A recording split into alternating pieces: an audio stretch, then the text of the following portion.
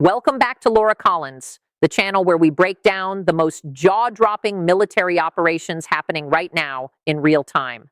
I'm Laura Collins, and today's video is one you genuinely cannot afford to miss. We're diving into two of the most audacious, brilliantly engineered covert operations in modern warfare history.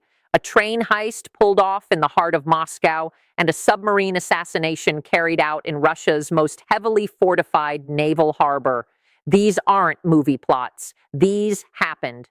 And the way they unfolded will completely change how you think about modern warfare. If you're new here, hit that subscribe button right now, because we cover the stories that mainstream media glosses over. And once you've watched this video, drop a comment below telling me which operation shocked you more. Was it the train or the submarine? Let's get into it. February 23rd, 2026, midnight, Savyasky Station, Moscow. To every camera, every civilian, every passing glance, it looked like an ordinary commuter train rolling quietly into the station. Families with suitcases, tired workers heading home, the kind of scene so perfectly mundane that nobody looks twice. But beneath that innocent facade, buried inside climate-controlled cargo containers from cars 6 through 9, Russia was quietly moving something far more dangerous. A full shipment of Iskander M ballistic missiles, hundreds of millions of dollars worth of precision firepower, being smuggled south toward the front lines under the cover of civilian passengers. Russia's logic was cold and calculated. Nobody strikes a packed passenger train rolling through the capital. Cameras everywhere. Collateral damage guaranteed. Civilians were the shield. It was a plan built on the assumption that Ukraine wouldn't dare. That assumption was about to cost Russia everything. Because exactly 96 hours before this train reached Moscow, a Ukrainian intelligence cell had already flagged unusual rail data from Savio Depot, located 80 miles north of the city. Partisan spotters had been watching for months. Climate-controlled containers always moved within 72 hours, always heading south toward the front. A cheap civilian drone running a 3 a.m. thermal pass, costing just $8,000, confirmed it. Rooftops sitting 6 to 7 degrees cooler than the surrounding ground. Thick concrete hiding industrial cooling systems. This wasn't grain. This was Russia's largest southern ammunition hub. Between 1,400 and 1,600 tons of shells, dozens of Iskander systems, thousands of FPV drones, and a total estimated value exceeding $300 million. Ukraine saw everything, and they weren't planning to blow it up. They were planning to steal it. Striking the Savio Depot directly was never on the table. At 52 miles behind the front lines, the site was blanketed by Pantsir and S-400 air defense systems. Fog, distance, and the absence of air superiority made a direct strike functionally impossible. So Ukraine didn't think like a military. They thought like thieves. The plan that emerged was something no defense briefing had ever prepared Russia for. 2 4-person teams were assembled. Each team included one Russian national, quietly disillusioned, 3 years of watching his country grind itself into the ground, and 3 Ukrainian operators carrying flawless Russian documentation. Their luggage looked ordinary, an everyday travel bag and 1 hard-shell case per person. Inside that second case was everything that actually mattered. Signal injection hardware, a compact electronic warfare module, a detonation package, and a fiber optic tap unit capable of accessing the locomotive's maintenance interface directly. The plan was clean: board the train under civilian cover at a scheduled commuter stop, reach the locomotive access corridor, and execute. But having all 8 operators board at the same station was far too conspicuous. So the teams split. Team 1 pushed ahead to Dmitrov, a commuter stop 40 miles north of Moscow, sitting squarely on the scheduled route. Team 2 held at Lobnya, 1 stop further south. The train departed Savolovo at 6:04 a.m. on February 23rd. Ukraine had eyes on it within minutes. The thermal signature from cars 6 through 9 was tracking south, exactly as predicted. The shipment was moving. Both teams were activated immediately. The clock had started. Team 1 arrived at Dmitrov platform ahead of schedule. Everything was set. When the train pulled in at 9:47 p.m., the doors opened outbound only. Two plainclothes security personnel were quietly turning away anyone attempting to board. A brief intercom announcement confirmed it. Service not accepting additional riders at this stop. Team 1 stood on the platform and watched the doors close. The boarding denial wasn't a catastrophe in itself, but it told Ukraine something critical. Russia had quietly sanitized the passenger intake somewhere between Savolovo and Dmitrov. They were protecting the shipment, but they didn't know yet that Ukraine already knew exactly what was on it. Team 1 radioed back immediately, denied boarding, light security footprint, cargo confirmed still in transit and moving clean. That report shifted everything to Plan B. Ukraine immediately activated a large drone swarm launched from the 3rd Special Forces Group operating inside Russian territory. Meanwhile, all eyes shifted to Lobnya, the very next stop, and Russia had made a fatal miscalculation. They had concentrated their quiet security measures at Dmitrov, assuming that was the critical window. They guessed wrong by exactly one stop. Team 2's 4 operators moved onto the Lobnya platform in 2 separate pairs, 90 seconds apart.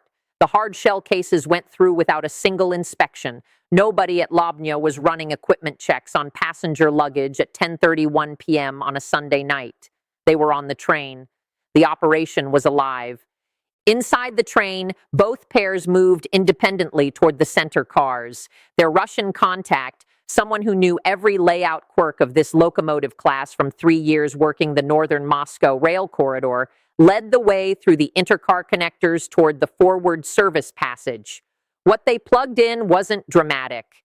A ruggedized signal injection device, roughly the size of a laptop, connected directly to a maintenance access port in the locomotive's onboard rail management interface. Russia's automated rail safety network, the ATP, Automatic Train Protection System, runs on legacy architecture. A vulnerability in its update handshake protocol had been documented by Ukrainian cyber analysts as far back as 2024. Russia knew about it. They had patched some of it. They hadn't patched all of it. The device pushed a spoofed route command. The locomotive's onboard system accepted it without hesitation. And the train, instead of continuing toward its scheduled transfer stop, was silently redirected onto a direct inbound run toward Savyovsky. No unscheduled stops, no crew override. The locomotive computer believed it was executing a perfectly normal reroute. The human crew noticed the change approximately 4 minutes later when an expected stop failed to appear on the console. The driver reached for the manual override. It didn't respond. In the next 90 seconds, Ukraine triggered 3 simultaneous diversions. 2 nearby freight trains on parallel tracks were remotely slowed to a halt, gridlocking the northbound corridor. FSB's rail thermal tracking network blinked offline for 3 critical minutes, and a wave of cheap commercial drones lifted off toward Moscow's air defense perimeter, broadcasting heat signatures mimicking Iskander warheads. Russia's layered defenses lit up across the board. For the next 30 minutes, Moscow chased ghosts. Russia responded fast. The train driver hit the physical emergency alarm after failing to reach anyone by radio. Team 2's EW module was jamming all outbound cab frequencies in a tight, contained bubble. The emergency signal reached Lobnya dispatch at 10:51 p.m. Within 4 minutes, 2 FSB rapid reaction vehicles were rolling south on the M11 highway, a third cutting across to intercept at Khimki, and a Ka-226 light helicopter lifted from Ochakovo airfield with a thermal scope active. From the train's roof, the situation outside had changed dramatically. Flashing lights on the highway, a helicopter sweeping low to the east. Russia was moving fast and organized. That's when Team 3's drone controller, riding in a separate vehicle 3 kilometers behind the train, opened the second cargo case.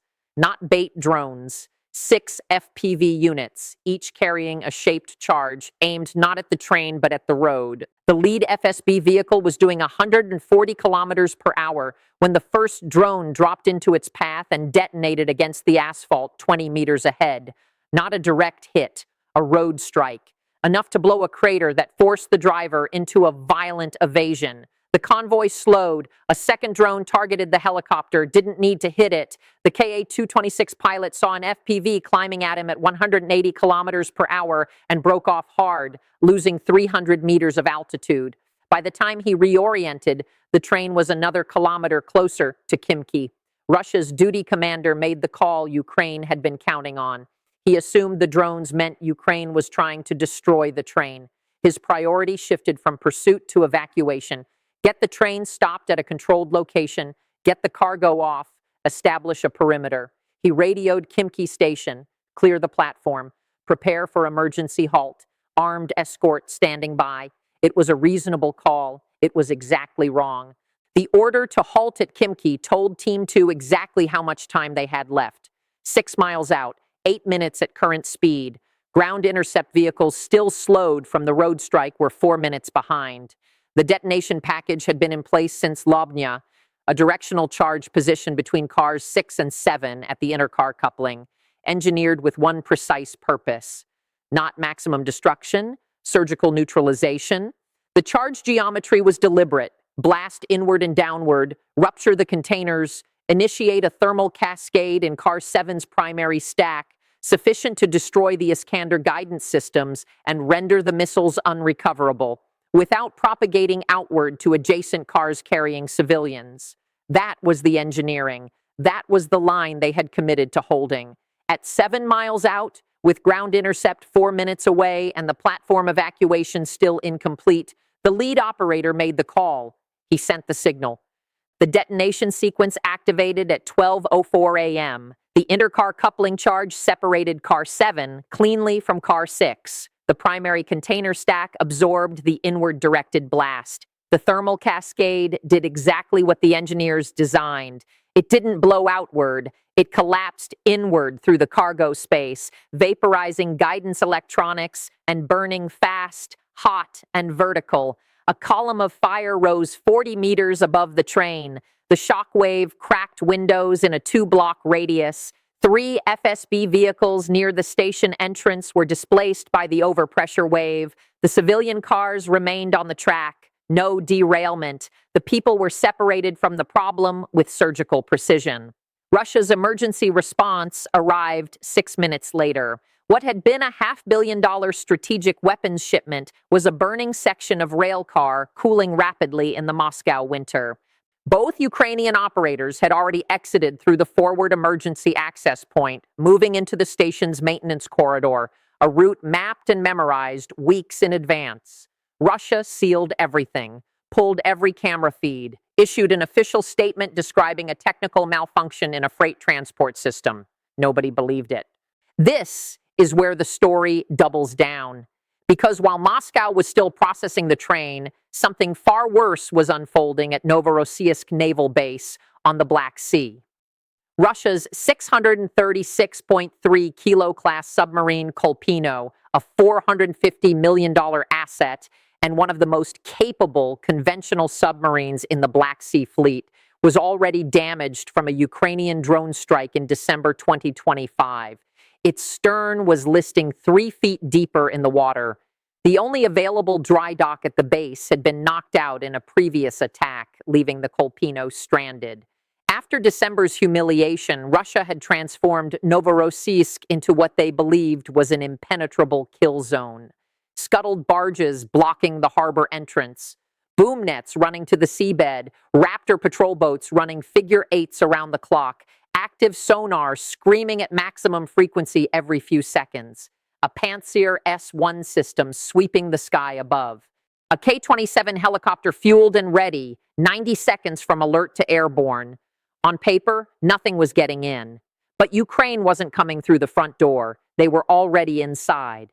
The Toloka TLK-150, an 8-foot underwater drone running on twin electric thrusters, silent at neutral buoyancy, drifting at the exact speed of the tidal current, had entered the harbor using a gap in the boom nets deliberately cut 4 days earlier during strong tidal conditions. To Russian sonar, it registered as marine debris. Their own clutter filters dismissed it. While Russian defenders burned missiles chasing decoy drones above the surface, the Toloka threaded silently through the chaos below.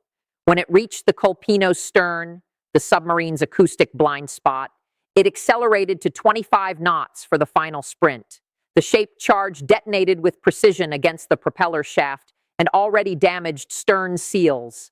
The submarine's stern dropped another 4 to 6 feet. It listed to 25 degrees, grinding against the shallow seabed, propulsion gone, unable to dive, unable to fight. Satellite imagery 3 days later showed the Kolpino still at the same pier, list increased, oil slick growing, caliber cruise missile launches from Black Sea submarines dropped to nearly zero.